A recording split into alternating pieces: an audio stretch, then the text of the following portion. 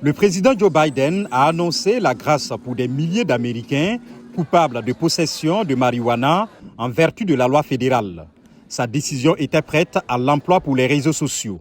Comme je l'ai dit lorsque j'étais candidat à la présidence, personne ne devrait être en prison simplement pour avoir consommé ou possédé de la marijuana. C'est déjà légal dans de nombreux États. Les casiers judiciaires pour possession de marijuana ont causé des obstacles inutiles à l'emploi, au logement et aux possibilités d'éducation. Et ce, avant que vous vous attaquiez aux disparités raciales quant à ceux qui en subissent les conséquences. Des dizaines d'États, plusieurs territoires américains et Washington DC ont déjà une certaine forme de légalisation de la marijuana. Le plan de Biden ne concerne que les personnes qui possédaient de petites quantités, pas celles qui fabriquaient ou distribuaient, et leur arrestation ne doit pas avoir impliqué un autre crime, comme un vol ou une agression. Mais certains des critiques habituelles du président, comme le sénateur républicain de l'Arkansas, Tom Cotton, ont réagi sur Twitter, qualifiant cela de tentative désespérée de détourner l'attention d'un leadership défaillant.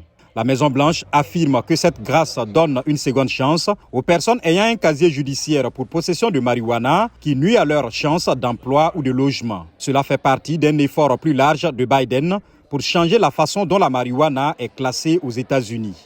Pour le moment, la marijuana est classée au même niveau que des drogues comme l'héroïne. Cela n'a pas de sens, comme l'a dit le président. Il travaille donc à reclasser la marijuana. Il sait aussi que trop de gens, en particulier dans la communauté hispanique et noire, ont été touchés par les lois fédérales pour simple possession de marijuana. Il n'y a actuellement aucun prisonnier fédéral détenu pour simple possession de marijuana. Mais comme la plupart des condamnations liées à la marijuana se produisent au niveau des États, Biden a commencé à exhorter à nouveau les gouverneurs démocrates et républicains à accorder des grâces dans leurs États. Et bien qu'un pardon n'effacerait pas le casier judiciaire d'une personne, il supprimerait des obstacles comme ceux liés au droit de voter ou de siéger dans un jury. Biden a aussi demandé aux agences fédérales de revoir la classification de la marijuana, qui est actuellement considérée comme plus dangereuse que le fentanyl. Jusqu'à présent, le président s'est abstenu d'appeler à la dépénalisation nationale du cannabis.